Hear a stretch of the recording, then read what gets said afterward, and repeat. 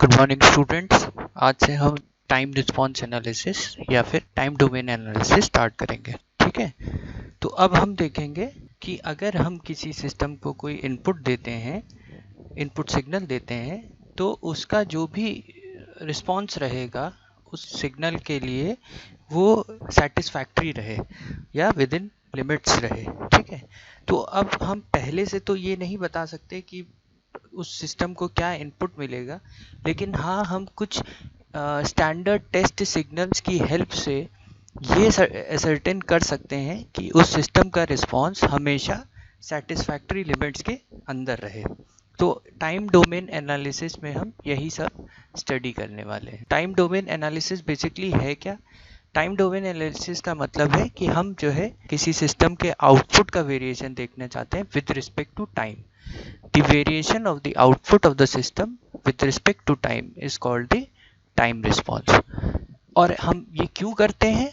ये इसलिए करते हैं क्योंकि हम चाहते हैं कि there should be some satisfactory performance of the system such that the output of the system with respect to time must be within specified limits। ठीक है, तो इसके लिए हम क्या करेंगे? We will apply some input test signals to the system and we will ascertain that the system performance is within limits, right? अब जो हमारा टाइम रिस्पॉन्स होता है किसी भी सिस्टम का, it can be bifurcated into two responses. One is transient response and the other one is the steady state response। तो transient, जैसे हमने किसी सिस्टम को मान लीजिए स्टेप इनपुट दिया है, तो अगर उसका output with respect to time इस तरह का है, तो हम उस टोटल आउटपुट को दो पार्ट्स में ब्रेक कर सकते हैं। Initially there is transient response and after some time the steady state response is there.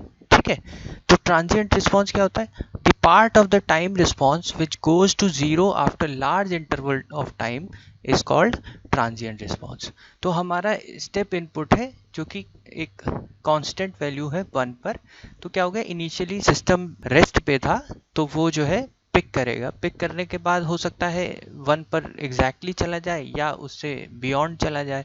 तो इस तरह से शुरू में हो सकता है थोड़ा सा सिस्टम ऑसिलेट करे और बाद में जाके सेटल डाउन कर जाए। तो ये जो इनिशियली ऑसिलेशंस हैं या वेरिएशंस हैं सिस्टम के रिस्पॉन्स में, इसको हम कहते हैं ट्रांजिएंट रिस्पॉन्स। ठीक है, और उसके बाद क्या होगा, धीरे धीरे ये ट्रांजिएंट्स डाई आउट कर जाएंगे और फाइनली जो है सिस्टम एक फिक्स वैल्यू पे स्टेडी हो जाएगा। तो तब हम उसको कहते हैं स्टेडी स्टेट रिस्पॉन्स। तो steady state response is the part of the response that presents even after the transients have died out. ठीक है, और total response of the system क्या होगा? Transient plus steady state. तो इनिशियली ट्रांजिएंट रहेगा और फिर फाइनली स्टेडी स्टेट आ जाएगा। तो दोनों को जब जोड़ेंगे then we can say the total response of the system is transient response plus steady state response. तो अब हमको कोई भी सिस्टम की परफॉर्मेंस अगर चेक करनी है तो हम उसको कुछ स्टैंडर्ड टेस्ट इनपुट सिग्नल्स देते हैं। पहला जो टेस्ट सिग्नल है that is called the step signal, जो कि इस तरह का दिखता है, जो t इक्वल टू 0 पे 1 से स्टार्ट होता है और इनफाइनाइट तक 1 रहेगा। ठीक है, तो इसकी इक्वेशन जो है वो ये होती है RT इक्वल टू AUT। ठीक है, A यहाँ पर 1 है तो तब हम इसको यूनिट स्टेप सिग्नल कहेंगे, अदरवाइज A की कुछ भी वैल्यू हो सकती है। सो यूनिट स्टेप सिग्नल के लिए स्टेप सिग्नल अगर है then A is equal to 1, right? तब A की वैल्यू 1 होगी। तो UT जो है 1 के बराबर होगा for t greater than equal to 0 and for t less than 0 it is equal to 0। तो ut is called unit input signal if value of a is 1। तो अगर हम इस rt का लाप्लास ट्रांसफॉर्म ले लें तो क्योंकि ut है तो ut का 1/s होता है, a का a ही रहेगा तो ये a/s हो जाएगा, और अगर a की वैल्यू 1 है तो then it will B 1/s। ठीक है, और स्टेप सिग्नल को हम डिस्प्लेसमेंट फंक्शन भी कहते हैं। Then another test signal is ramp signal, इसको हम वेलोसिटी फंक्शन भी कहते हैं। तो इसकी इक्वेशन क्या होती है, ये इस तरह से दिखाई देगा, t के साथ लीनियरली वेरी करता है टाइम के साथ। ठीक है, और इसको हम इस इक्वेशन से दिखाएंगे for t greater than equal to 0 t greater than equal to 0, its value is 80, and for t less than 0, its value is 0. So the ramp signal starts from 0 and increases linearly with time. तो अगर हम इसका Laplace transform लेंगे then it will become a by s square. ठीक है, इसी तरह third test signal है पैराबोलिक सिग्नल. इसको हम एक्सेलरेशन फंक्शन भी कहते हैं. ये इस तरह से दिखता है, इसका ग्राफ ये है, एंड इसको मैथमेटिकली अगर रिप्रेजेंट करें देन इसकी इक्वेशन है r t equal to a t square by two for t greater than equal to 0 and for t less than 0 it is always 0. और अगर हम इसका लाप्लास ट्रांसफॉर्म लेंगे तो ये आएगा A by S Q. Right. Then fourth type का है इम्पल्स फंक्शन. इसको हम जर्क भी कहते हैं. A signal which has 0 value everywhere except at t equal to 0 is called the impulse function. ठीक है, तो जनरल इम्पल्स फंक्शन की इक्वेशन ये होती है, और यूनिट इम्पल्स अगर कहेंगे then this infinite value is equal to 1. Unit impulse पे this infinite value will be equal to 1. Right. और ये इस तरह इसका ग्राफ होता है. अगर इसका लाप्लास ट्रांसफॉर्म लेंगे तो then it will be 1. Right. तो देखिए, अगर हमको इम्पल्स लाप्लास ट्रांसफॉर्म दिया है और हम चाहते हैं कि उस सिस्टम का स्टेप इनपुट के लिए लाप्लास ट्रांसफॉर्म निकल आए, तो हमको उसे क्या करना है, 1/s से मल्टीप्लाई कर देंगे. ठीक है, ये सिंपल रिलेशनशिप है, क्योंकि आप देख सकते हैं कि यहाँ पर step then ramp and then parabolic. Right, parabolic. तो इम्पल्स के लिए हमने देखा ये 1 है, देन 1/s है, रैम्प के लिए 1/s स्क्वायर है, पैराबोलिक के लिए 1/s क्यूब है. राइट. तो अगर हमको इम्पल्स से स्टेप रिस्पॉन्स निकालना है तो हम क्या करेंगे, 1/s से मल्टीप्लाई कर देंगे. सो इम्पल्स का इंटीग्रेशन स्टेप है, स्टेप का इंटीग्रेशन रैम्प है, और रैम्प का इंटीग्रेशन पैराबोलिक है. और वाइस वर्सा का है तो पैराबोलिक का डिफरेंशिएशन रैम्प है, रैम्प का डिफरेंशिएशन स्टेप है, और स्टेप का डिफरेंशिएशन इम्पल्स है. राइट. तो ये यही लिखा हुआ है. अगर इम्पल्स को इंटीग्रेट करेंगे तो स्टेप मिलेगा, स्टेप को इंटीग्रेट करेंगे तो रैम्प मिलेगा, रैम्प को इंटीग्रेट करेंगे तो पैराबोलिक मिलेगा. और अगर हम इंटीग्रेशन का लाप्लास ट्रांसफॉर्म लेते हैं, एक इंटीग्रेशन है, तो क्या होता है, इसका अगर लाप्लास ट्रांसफॉर्म ले लेंगे तो this is in S domain, time domain में अगर इंटीग्रेट कर रहे हैं तो इसका लाप्लास ट्रांसफॉर्म लेने का मतलब है कि हमको एस डोमेन में 1/s से मल्टीप्लाई करना है. तो इम्पल्स स्टेप में चेंज करने के लिए 1/s से मल्टीप्लाई कर देंगे, स्टेप से रैम्प में चेंज करने के लिए अगेन 1/s से मल्टीप्लाई कर देंगे, और रैम्प से पैराबोलिक में चेंज करने के लिए 1/s से अगेन मल्टीप्लाई कर देंगे. यानी कि अगर इम्पल्स से पैराबोलिक निकालना है तो किससे मल्टीप्लाई कर दें, 1/s क्यूब से. ठीक है. इसी तरह अगर मान लीजिए हमको पैराबोलिक दिया हुआ है और हमसे इम्पल्स पूछा हुआ है, तो हम उससे क्या करें, 3 बार s से मल्टीप्लाई कर दें. ठीक है, क्योंकि पैराबोलिक का थर्ड ऑर्डर डिफरेंशिएशन करेंगे तो वो इम्पल्स बन जाएगा. Right.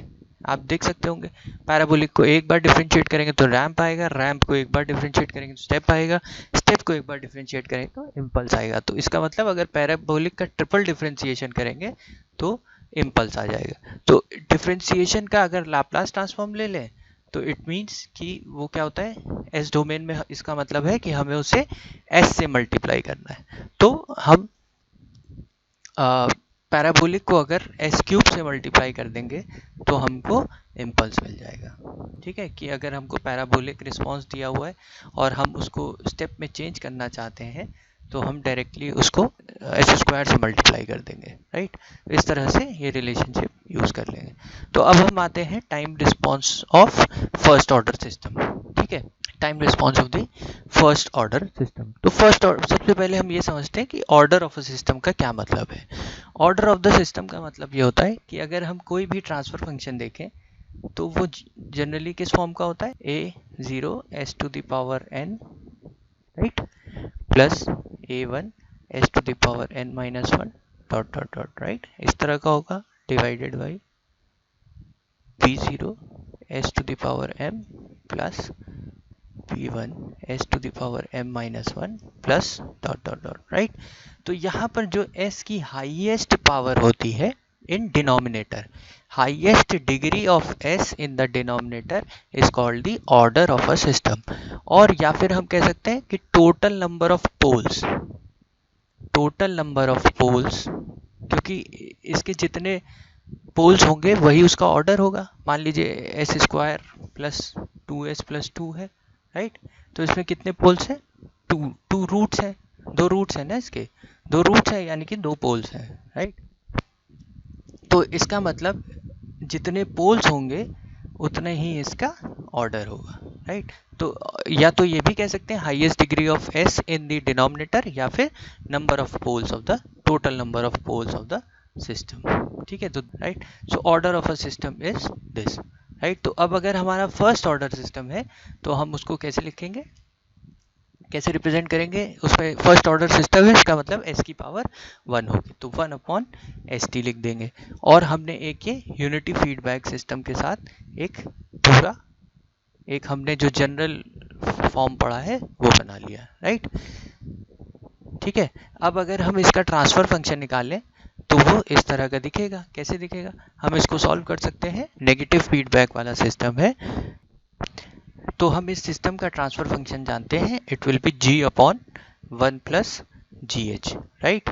G S H S होगा तो मैं खाली इस तरह से लिख दे रहा हूँ। So g we know it is 1 by s t and h की वैल्यू क्या है? 1 है, 1 upon 1 plus 1 by s t into 1, right.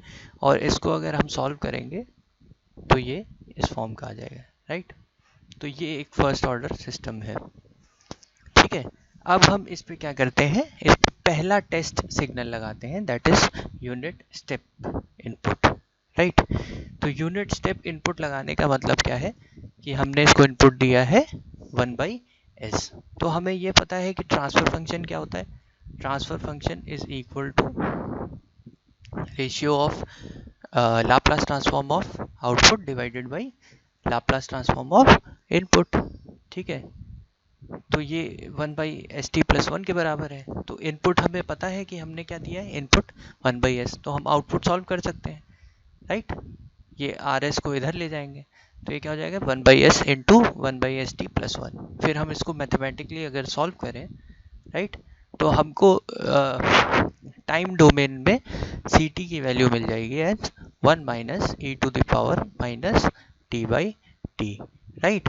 और इसको अगर हम देखें टाइम के साथ प्लॉट करने की अगर कोशिश करें इस फंक्शन को, तो देखिए इनिशियली इसकी वैल्यू क्या होगी, t इक्वल टू 0 पे इसकी वैल्यू 0 होगी, राइट। फिर क्या होगा, t इक्वल टू जैसे जैसे टाइम बढ़ता जाएगा e की वैल्यू कम होती जाएगी और ये फाइनली किसी इनफाइनाइट टाइम पर e की वैल्यू 0 हो चुकी होगी, तो ये जाकर 1 के बराबर हो जाएगा, राइट। तो ये इस तरह का कुछ ग्राफ दिखाई देना चाहिए, सी टी का ग्राफ। t इक्वल टू 0 रखेंगे तो this will become 1, 1 minus 1 is 0, so t equal to 0 पे ये 0 होगा और जैसे जैसे टाइम बढ़ेगा e to the power minus t by t की value, capital T is a constant, तो e की वैल्यू जो है कम होती जाएगी और ये जब t इनफाइनाइट हो जाएगा तो this c t will approach towards 1, right. तो ये ग्राफ कुछ ऐसा नजर आएगा, राइट। अभी हम देखेंगे कि और क्या चीज़ें हैं, जैसे ये ग्राफ बना रखा है, देखिए। तो ये जो है सी टी का ग्राफ है, t इक्वल टू 0 से स्टार्ट होता है और ये एक्सपोनेंशियली टूवर्ड्स 1। जब हम इस ब्लॉक रिप्रेजेंटेशन में देखते हैं, राइट, इस तरह का वो होता है, यहाँ पे ट्रांसफर फंक्शन होता है, यहाँ से फीडबैक आता है ना, and this is your r t and this is c t, right. और यहाँ पर this is r t minus c t which we call as error, right, which is e t. इस एरर का क्या होगा, मतलब फाइनली क्या ये सिस्टम हमारे इनपुट को अप्रोच कर पाएगा या नहीं कर पाएगा, राइट। एरर की इक्वेशन क्या हो जाएगी, यहाँ से हम देख सकते हैं, it will be r t minus c t, right. R t हमको पता है, हमने यूनिट स्टेप इनपुट दिया है, that means its value is 1, ठीक है। एंड सी टी अभी हमने सॉल्व किया है, यहाँ पर वैल्यू रख देंगे और इसको सॉल्व करेंगे तो ये आएगा। तो स्टेडी स्टेट एरर क्या है, स्टेडी स्टेट क्या होती है, जब टाइम इनफाइनाइट हो जाता है, तो हम उसको कहते हैं स्टेडी स्टेट, राइट। तो स्टेडी स्टेट एरर कैसे निकालेंगे, लिमिट रख देंगे t टेंडिंग टू इन्फिनिटी, तो इसमें रखेंगे t टेंडिंग टू इन्फिनिटी, तो इसका मतलब स्टेडी स्टेट एरर बिल्कुल 0 आ जाएगा। और ये हम जानते हैं कि this is also the final value theorem, right. अगर हम इसका लाप्लास ट्रांसफॉर्म कर दें तो हम एस डोमेन में अगर स्टेडी स्टेट एरर निकालना चाहते हैं तो हम निकाल सकते हैं limit s tending to 0 s into e s, right. और ई एस कैसे निकालेंगे, r s minus c s, right.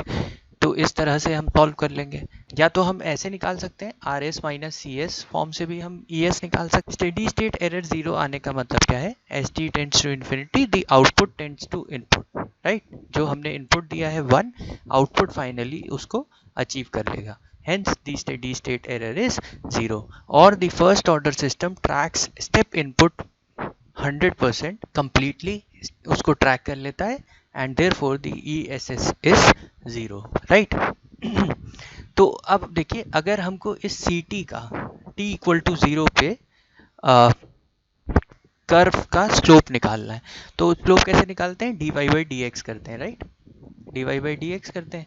तो हमने d c t by d t किया एट टी इक्वल टू 0, तो सी टी की जो इक्वेशन है 1 minus e to the power minus t by t, उसको डिफ्रेंशिएट करेंगे तो ये आएगा, और फिर हम उस पर टी इक्वल टू 0 रखेंगे तो 1 बाई टी आएगा।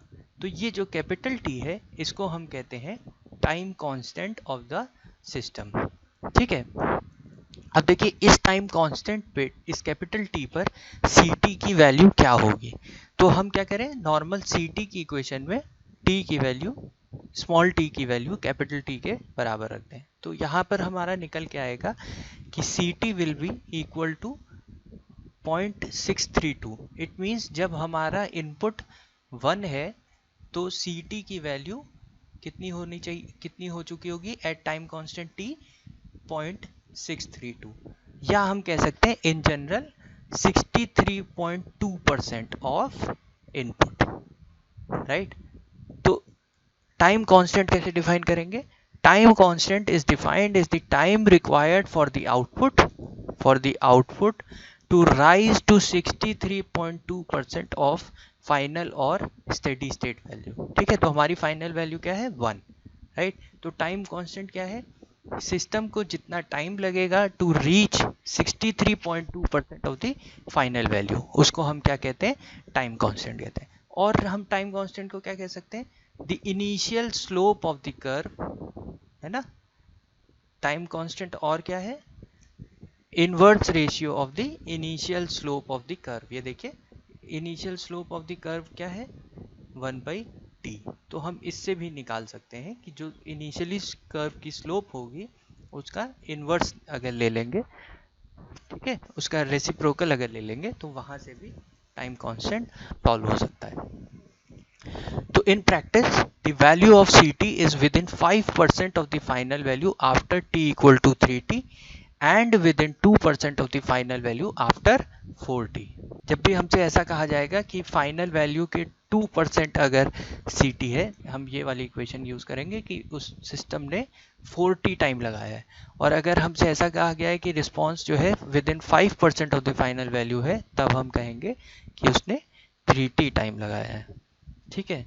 सो टाइम कांस्टेंट का सिग्निफिकेंस क्या है, तो टाइम कांस्टेंट हमें क्या बताएगा, it indicates how fast is the response of a system. A larger time constant indicates a slow और स्लगिश सिस्टम। जब भी टाइम कांस्टेंट बड़ा होगा तो हम उसको कहेंगे कि वो एक स्लगिश सिस्टम है, और अगर टाइम कांस्टेंट स्मॉल है then it indicates faster system, ठीक है। तो अगर मान लीजिए ये दो सिस्टम्स हैं T1 और T2, राइट, और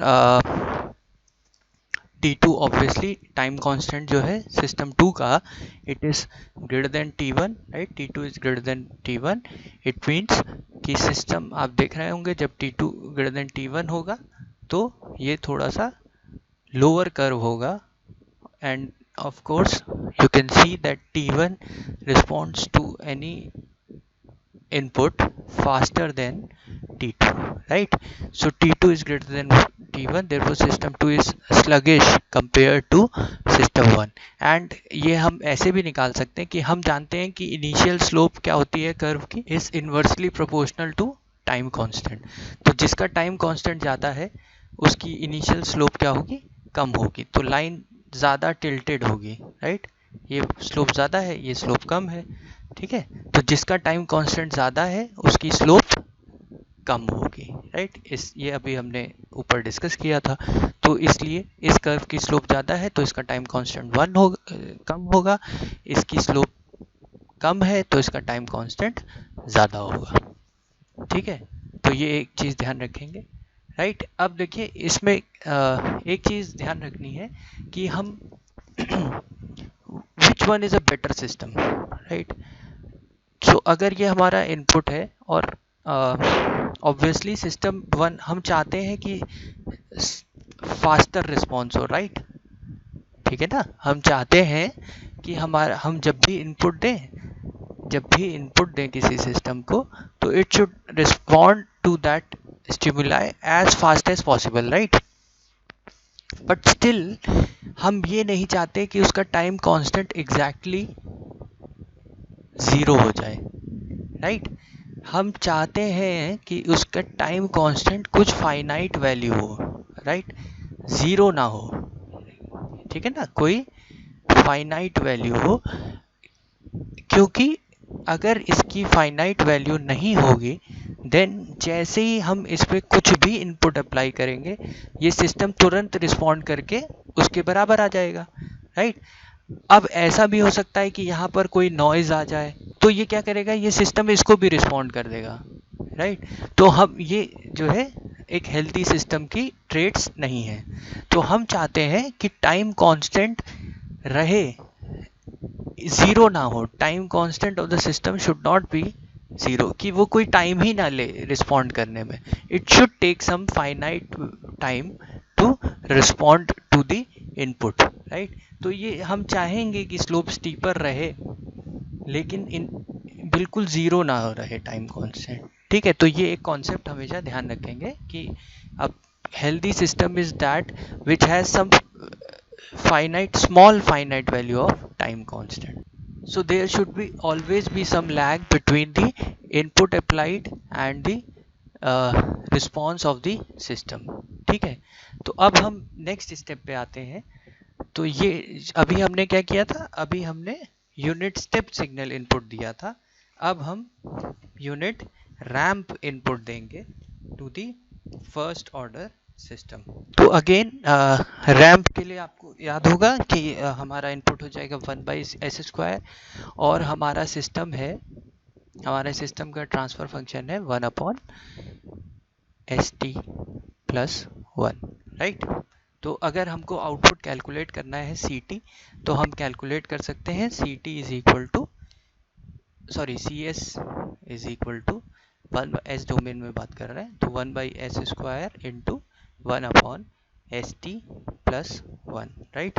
अगेन हम इसका पार्शियल फ्रैक्शन ले लेंगे, it will be like this 1/s² minus t/s plus t into 1/s+1/t, right.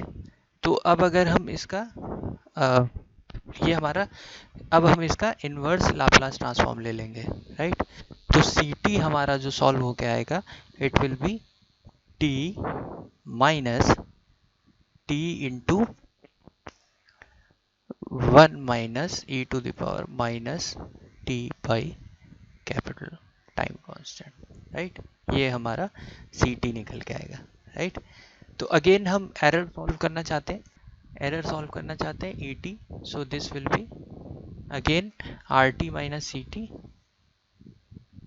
right, and rt is equal to rt time domain में सॉल्व कर रहे हैं तो this is t, right, and ct is minus t minus capital T 1 minus e minus t by t, right। ये हमारा ct है।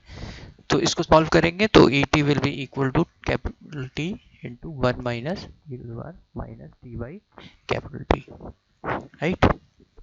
And of course we know that steady state error is given by limit t tending to infinity et, right.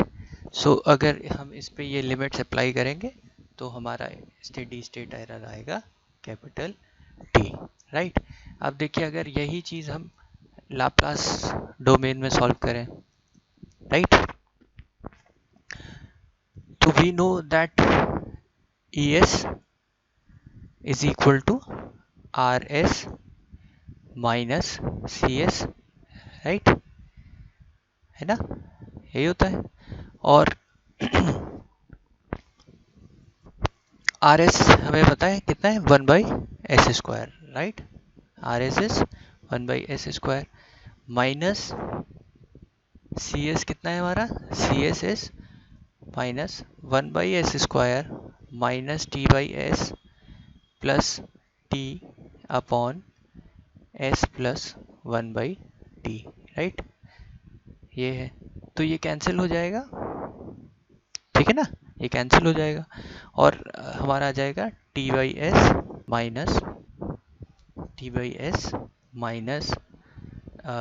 T upon S plus 1/T, right.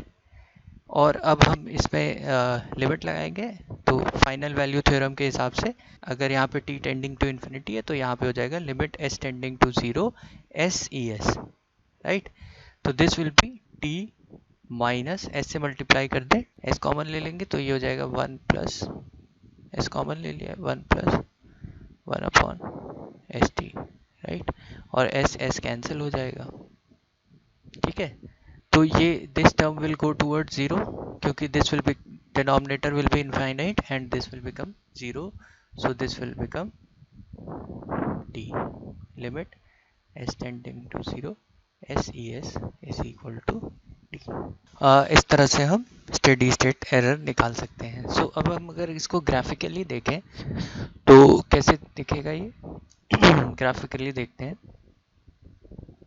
सो हमारा input क्या है, हमारा input एक ramp है ना, तो it will be simply a line, right. So this is our input RT, right, this is time axis and this is our input RT। और हमारा आउटपुट कैसा दिखेगा, हमारा आउटपुट कुछ इस तरह का दिखेगा। अगर हम उसको प्लॉट करेंगे तो it will be some curve which will finally have steady state error कितना है हमारा T, कैपिटल T, right। तो initially it will be a curve and finally it will be a straight line which will have a difference of capital T from our input, right। ऐसा होगा क्योंकि हमारा steady state error क्या है, steady state error हमारा कितना है, capital T के बराबर, राइट। सो इस तरह का हमारा कर्व दिखाई देगा, CT एंड RT हम यहाँ पर प्लॉट कर रहे हैं, ठीक है। तो ये हमारा जो है रैंप के लिए रिस्पॉन्स है फर्स्ट ऑर्डर सिस्टम का, ठीक है। इसी तरह हम इम्पल्स रिस्पॉन्स भी देख सकते हैं। तो थर्ड केस हम देखते हैं, अगर हमने इसको इम्पल्स रिस्पॉन्स दिया है तो देन हमारा RS हो जाएगा 1, राइट। तो इम्पल्स रिस्पॉन्स के लिए अगेन हम निकाल सकते हैं CS will be equal to 1 upon ST plus 1 into 1, right. तो इसका अगर हम इन्वर्स लाप्लास ट्रांसफॉर्म निकालेंगे तो CT की वैल्यू आएगी आपकी, CT will be equal to 1/T e to the power minus T/T, right, ठीक है। और इसको अगर हम प्लॉट करेंगे तो ये कर्व कुछ इस तरह से आएगा, ठीक है। एक्सपोनेंशियली डिकेइंग कर्व है तो इस तरह का कर्व आएगा, राइट। ये हमारा CT है और ये टाइम, राइट, ठीक है। तो अब अगर हम एक, ठीक है, जो भी हमने अभी डिस्कशन किया है उसको अगर टेबुलर फॉर्म में समराइज करें कि फर्स्ट ऑर्डर सिस्टम के लिए हमारे इनपुट फंक्शंस हम लिख लेते हैं यहाँ पर, input function, right, and then time response, expressions, ठीक है, एंड रिमार्क्स, एक्सप्रेशंस,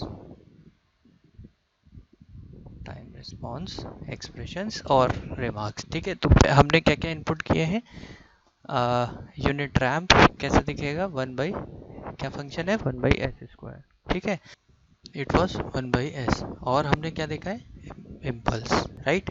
तो इसके लिए जो हमारा टाइम रिस्पॉन्स आया था, this was ct t minus capital T plus capital T e minus t/t, right.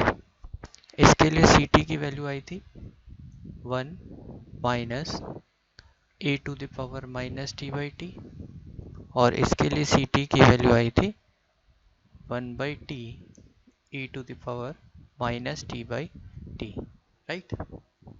तो अब आप देख सकते हैं कि अगर हम इसको डिफरेंशिएट करें, इस वाले ct को अगर डिफरेंशिएट, तो हमें ये वाला ct मिल जाएगा, और अगेन इसको अगर हम डिफरेंशिएट करें तो हमें ये वाला ct मिल जाएगा। तो हम ये देख सकते हैं कि इधर को जाने पर डिफरेंशिएशन करना है, वही जो अभी हमने पहले भी ये डिस्कशन किया था। और इधर अगर हम जाएंगे तो again this is integration, right, integrate. तो अगर हमको रैंप दिया हुआ है तो हम 2 बार डिफरेंशिएट करके इम्पल्स रिस्पॉन्स फाइंड आउट कर सकते हैं, या फिर हम उसको s² से मल्टीप्लाई करते हैं, राइट। तो ये ऑब्जर्वेशन जो हम पहले भी डिस्कशन कर चुके हैं वो यहाँ पर दोबारा से प्रूफ होता है। तो इसका देखिए टाइम डोमेन में और भी डिटेल्स लिख लेते हैं इसमें। सो this is in time domain delta t, this is 1 and this is t, right. और इसके साथ साथ हमने इनका एरर भी निकाला था, राइट, et भी निकाला था, et भी निकाला था। तो स्टेप के लिए et आया था e⁻ minus t/t, general function जो आया था स्टेप के लिए ये आया था। इम्पल्स के लिए आया है delta t input minus output ct, ठीक है, and ct is 1/t e⁻ minus t/t, ठीक है। और रैंप के लिए आया है, रैंप के लिए आया है t e t t, ramp के लिए आया है t 1 minus e⁻ minus t/t, right. फिर हमने और क्या सॉल्व किया है, और हमने सॉल्व किया है steady state error ESS, right. तो रैंप के लिए स्टेडी स्टेट एरर कितनी आई थी, कैपिटल T, ठीक है। इसके लिए स्टेडी स्टेट, स्टेप के लिए स्टेडी स्टेट कितनी आई थी एरर, ESS कितना आया था, 0, ठीक है। और इम्पल्स के लिए स्टेडी स्टेट एरर आएगा इन्फिनिटी। आप देख सकते हैं कि ये एरर टाइम के साथ बढ़ता जाएगा, तो t टेंडिंग टू इन्फिनिटी। तो this finishes our discussion with first order systems, ठीक है। अब हम नेक्स्ट क्लास में पढ़ेंगे time response of second order systems. Thank you.